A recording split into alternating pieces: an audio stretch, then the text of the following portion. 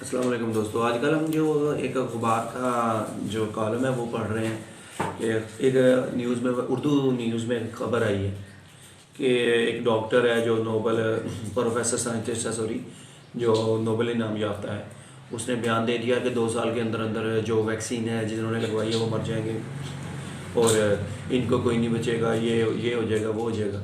तो ये नोबल इनाम याफ्ता रिसर्च है, तो इनके लिए कोई रास्ता नहीं है, हमें और लाशों के लिए इंतज़ाम करना पड़ेगा।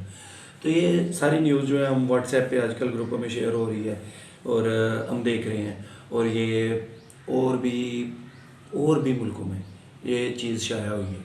दरअसल अमेरिकी जरीदे को एक फ्रांसीसी प्रोफेसर, अब हुआ है अंदर की बात ये है कि एक अमेरिकी जरीदे को फ्रांसीसी प्रोफेसर है, डॉक्टर साइंटिस्ट भी है, जो कि एक लेक्चरर भी है और नोबेल इनाम याफ्ता भी है।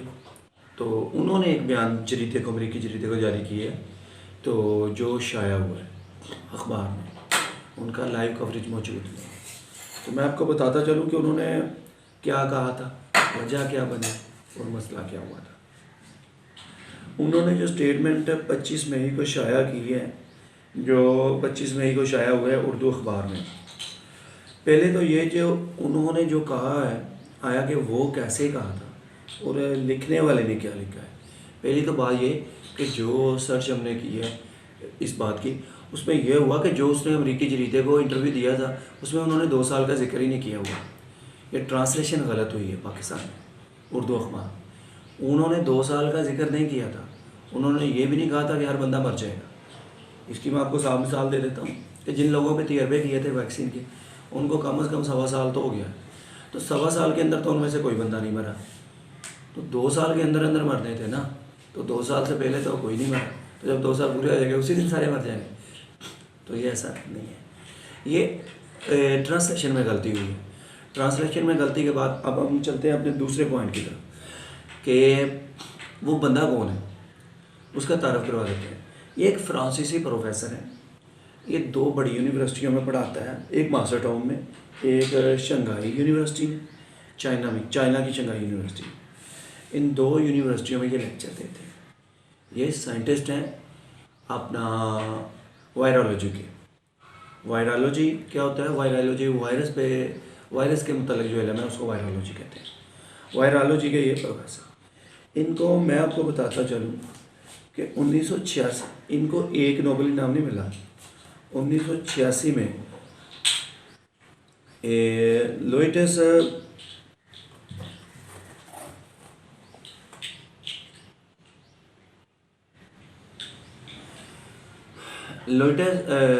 लोइस टेंटन प्राइज़ मिला है 1986 में। 1988 में जापान प्राइज़ मिला है और 2008 में इनको नोबेल प्राइज़ मिलेगा। और इनका एक और कारनामा भी है, इन्होंने HIV का जो वायरस था वो इस बंदे ने दरियाफ्त किया था।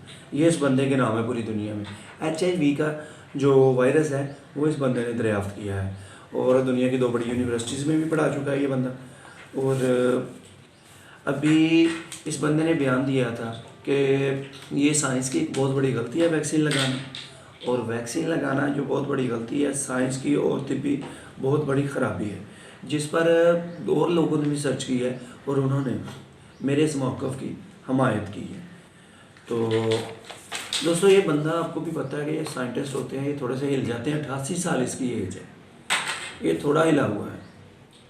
तो मैं आपको बताता हूँ कि 2017 में 106 साइंटिस्ट, दुनिया के मेडिकल के 106 साइंसदानों ने मिल के, जिसमें इंडिया के भी थे, चाइना के भी थे, अमेरिका के भी थे, यूरोप के भी थे और भी कुछ कंट्रीज़ के थे, पूरी दुनिया के 106 साइंटिस्ट हैं, एक मिल के ओपन लेटर लिखा था। ओपन लेटर में उन्होंने, जिस पर मैं आपको पढ़ के दिखा देता हूँ,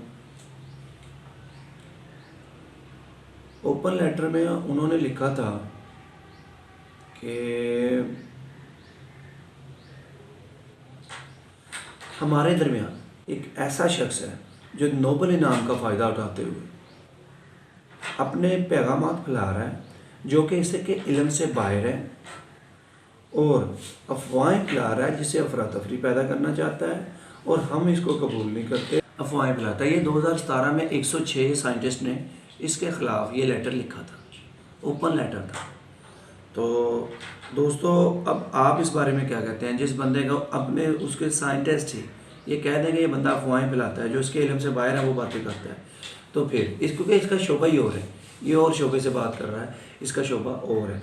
और मैं आपको बता दूं कि इसी बंदे ने कहा था कि 2019 में या 20 में शायद इस बंदे ने ही कहा था कि ये जो वायरस है कोरोना वायरस, ये वहाँ की एक लेबॉर्ट्री में तैयार हुआ है और फिर वहाँ से वायरस लीक हुआ, लेकिन ऐसा नहीं था।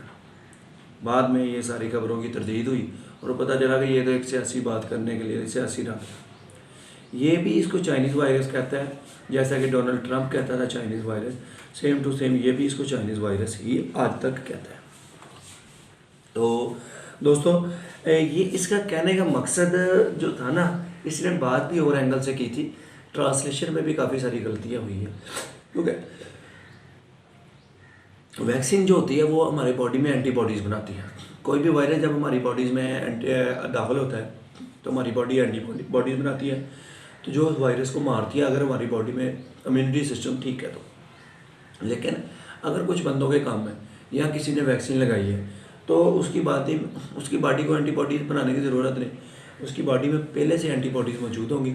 जब वायरस अंदर दाखिल होगा तो वो फ़ौरन उससे हलाक हो जाएगा। हाँ, अलबत्ता ये है कि वायरस अपनी शक्ल चेंज कर सकता है। जब मसलन ठंडे इलाके में जाए तो और कंडीशन हो सकती है, गर्म इलाके में जाए तो और कंडीशन हो सकती है, और जब इसको वैक्सीन कोई हल्की लग जाए तो फिर ये होता है कि वायरस की शक्ल चेंज हो सकती है, तो वायरस मज़ीद मुस्तहकम भी हो सकता है इसकी वजह से। तो ये तो बातें मानने में आती हैं, लेकिन ये बात कहना कि वैक्सीन लगाने से ये अफवाह है, वैक्सीन लगाने से कोई बंदा मर जाएगा, ये अफवाह है।